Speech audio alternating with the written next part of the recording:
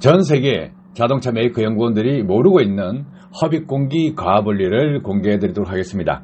엔진은 역류가 발생하고 있습니다.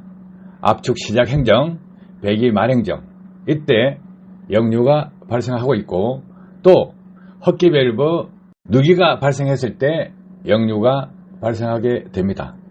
그러면 펌프에 대해서 원리를 알면 제가 설명드리는 것도 이해할 수 있을 것입니다. 핵심은 원심 펌프와 다단 펌프, 역류 에너지를 활용해서 가압시키는 원리, 엔진에서 발생하고 있는 역류, 이 정도만 키워드를 잡고 이해하시면 됩니다. 엔진 피스톤 펌프에서 발생하는 역류로 흡입 공기를 가압한다. 일반 사람들은 전혀 알지 못할 것이고, 자동차 메이커에서는 역류가 발생한다는 것은 알고 있는데, 이 역류로 인한 부작용, 흡입 공기를 원활하게 가압시키지 못하는 저항체가 된다. 또 흡입 공기에서 역류가 발생하면 흡입 공기 가압력이 떨어진다. 그렇기 때문에 연소율이 떨어진다 이것입니다. 그래서 터보차저 엔진이라 할지라도 터보차저에서 밀어주는 압력이 높다고 한들 그렇게 높지가 않습니다. 왜냐? 원심 펌프이기 때문입니다. 원심 펌프는 어떻게 돌아가느냐? 중간에 사진을 보시면 산업용에서 사용하는 모터를 동력으로 해서 펌프 임페라를 돌리는데, 제일 왼쪽에 보시면 터보차저 임페라와 동일한 형상을 하고 있습니다. 단단 펌프 2개를 붙이면 다단 펌프가 됩니다. 2개 이상의 임펠러가 있으면 다단 펌프가 되는데, 메가트럭 와이드 캡에도 다단 펌프 임펠러가 2개입니다. 또 460, 480, 500마력도 다단 펌프가 적용되어 있습니다. 그러면 이 다단 펌프 원리를 적용했을 때 손실분이 많습니다. 그러면 원심 펌프와 피스톤 펌프 압력은 어디가 높을까? 당연히 피스톤 펌프가 압력이 높습니다.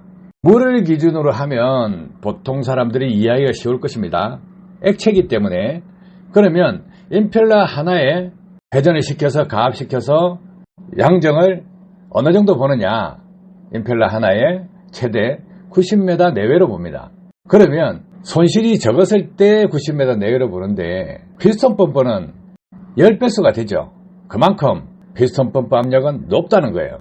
그래서 배기가스 에너지를 재순환시켜서 활용하는 것, 배기가스 에너지를 재활용하는 것은 터보차저입니다. 그런데 전 세계 자동차 메이커 연구원들이 이제까지 모르고 있는 내용은 무엇이냐?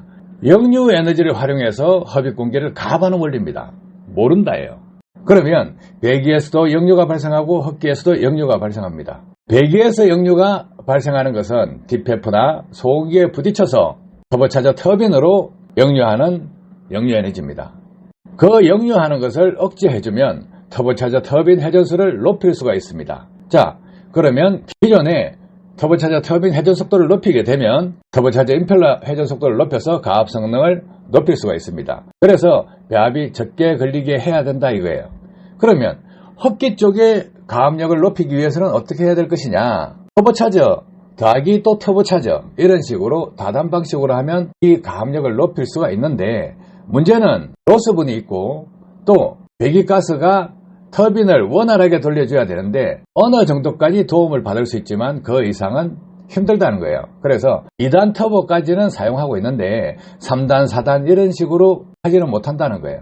그래서 2단까지 하는 게 와이드캡 다단 터보, 460, 480, 500마력의 다단 터보, 이런 정도에서 머물러 있습니다. 자, 그러면 TC100 터보는 무엇이냐? 엔진에서 발생하고 있는 역류, 흡기 부분에서 발생하고 있는 역류를 또 활용하게 되면 역류로 나오는 압력을 1차, 2차, 3차 이런 식으로 받아서 역류를 억제시키고, 또 제트펌프 원리로 가압을 시키게 되면 흡입 공기는 얼마든지 가압을 시킬 수가 있습니다. 실제 주행에서 중량짐을 싣거나 오르막길을 주행하게 될 때는 연료 분사량이 많은데 흡입 공기량은 턱없이 부족합니다. 그래서 가속 페달을 밟았을 때 연료 분사량이 대폭 증가하는데, 이때 공기량을 어떻게 하면 가압을 시킬 수 있겠느냐? 역류 에너지입니다. 자, 터보차저는 화물차에서 기본적으로 1000rpm 이상에서 가압 성능이 제대로 나오는데, 그것보다 낮은 rpm, 1000rpm 밑에서 500rpm 이 구간에서는 가압력이 떨어집니다. 그럼 그 가압력을 높이려 하면 역류 에너지를 가지고 가압을 시키면 되는 것입니다. 기본적으로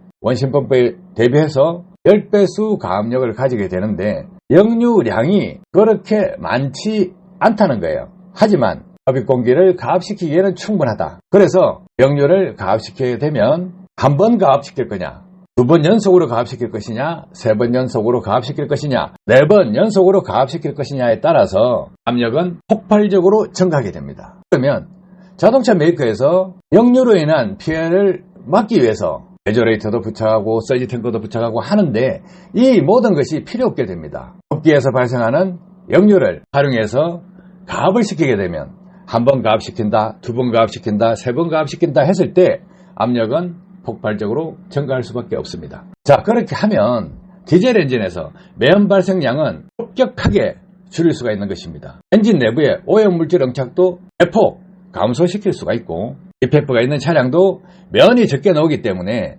DPF에 포집되는 입자상 물질도 줄어들 수가 있고 또 연소 효율이 높기 때문에 열이 많이 나옵니다. 그러면 카본도 빨리 통합된다 이거예요. 이 원리는 전 세계에서 처음 공개하는 내용입니다. 해서 자동차 메이커 연구원이 있다 그러면 상식적으로 보세요. 이 정도도 이해 못하면 밥숟가락 놔야 됩니다. 아셨죠? 도움 되셨길 바랍니다. 감사합니다.